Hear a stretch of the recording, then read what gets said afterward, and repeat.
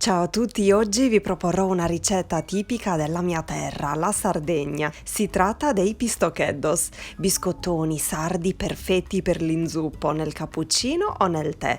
Sono morbidissimi, si sciolgono in bocca e sono pieni di gocce di cioccolato che li rendono ancora più golosi, oltre ad avere il tipico sapore dei biscotti sardi fatti in casa. Una meraviglia! Il mese scorso sono stata in un supermarket e sotto gli occhi mi è capitata una confezione di questi pistocheddos con gocce di cioccolato prodotti nella zona del Nuorese, per cui mi sono documentata e visto che non li avevo mai fatti mi sono incuriosita e vi ho voluto proporre la mia versione di questi dolci fantastici e me ne sono innamorata.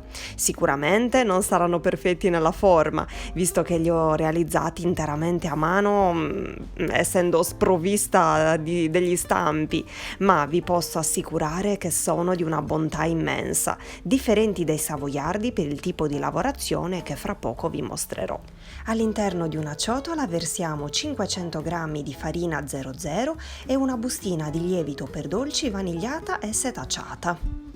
Mescoliamo bene il tutto con la mano, creiamo la classica fontana al centro della quale andremo a versare 170 g di zucchero e le 2 uova grandi intere.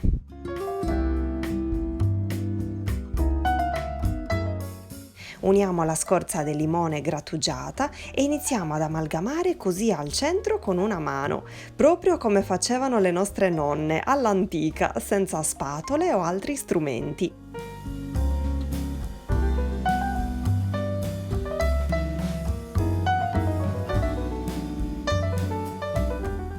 Una volta che le uova avranno assorbito tutto lo zucchero e avranno cambiato colore, così come si può notare anche dal video, allora uniremo il latte, esattamente 100 ml, e nel mentre continuiamo a mescolare.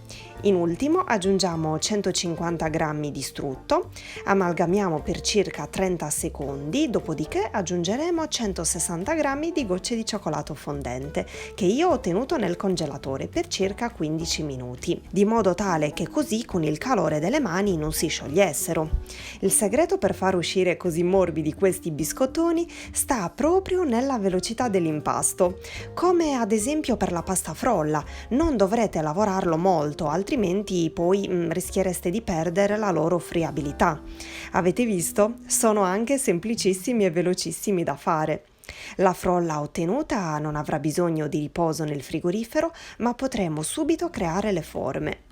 Versiamo un po' di farina sul piano di lavoro, creiamo un salsicciotto che poi taglieremo con l'aiuto di una spatola. Ogni pezzo poi lo sistemiamo con le mani, così come mostrato in video, e dovrà avere le dimensioni di circa 10 x 3 cm, con uno spessore di 2 cm circa.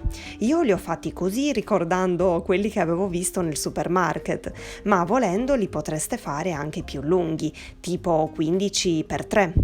Infatti alcuni li ho voluti fare un po' più grandi per farvi vedere. Quindi proseguiamo così come mostrato in video fino ad esaurire tutto l'impasto. Con queste dosi dovrebbero uscire circa 20 biscottoni, golosissimi.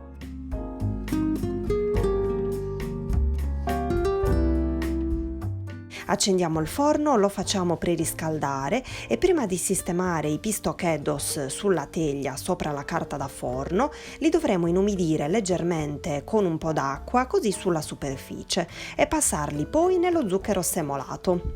Ecco qui, vedete? Vi volevo dire un'altra cosa. Io li ho fatti così tutti a mano, ma volendo potreste estendere la frolla ad uno spessore di 2 cm con l'aiuto di un mattarello e ritagliare le forme o con un coltello con la lama leggermente infarinata, oppure se li avete, ecco, con gli appositi stampini. A voi la scelta. Io, ho fatto prima così. In cottura gonfieranno tantissimo, quindi non vi preoccupate se poi si attaccheranno tra di loro, non c'è problema. Una volta sfornati si staccheranno in un attimo. Eccoli tutti disposti sulla teglia, pronti per essere cotti. Li inforneremo nel ripiano centrale a 170 gradi per 20-25 minuti circa. Controllate comunque perché ovviamente non si devono bruciare, altrimenti anche in questo caso rischiereste di fargli perdere la loro morbidezza, e vi dico che nel mio forno a gas hanno cotto in 20 minuti esatti. Eccoli in tutta la loro bontà, pronti per essere inzuppati. Che profumino che hanno rilasciato in tutta la casa, un profumo veramente di famiglia, di cose buone. Se non vi piacciono le gocce di cioccolato, potreste farli semplici, omettendole del tutto. Non cambierà nulla nella friabilità e nel gusto. Certo, ovviamente con il cioccolato sono golosissimi. Si conservano benissimo dentro una scatola chiusa ermeticamente, una scatola di latta oppure un contenitore col coperchio ermetico, e si manterranno così morbidi per un bel po' di giorni, anche una settimana. Spero tanto che questa ricetta vi sia piaciuta. Mi meraviglio io stessa, pur essendo sarda, di quante ricette tradizionali ci sono ancora da scoprire, e oltretutto con le loro varianti da paese a paese. È incredibile, vero? Un patrimonio immenso, e sono felicissima ogni volta di condividerle con voi. Vi abbraccio forte forte e vi rimando ai prossimi video, e provate questi biscottoni che sono la fine del mondo. Ciao!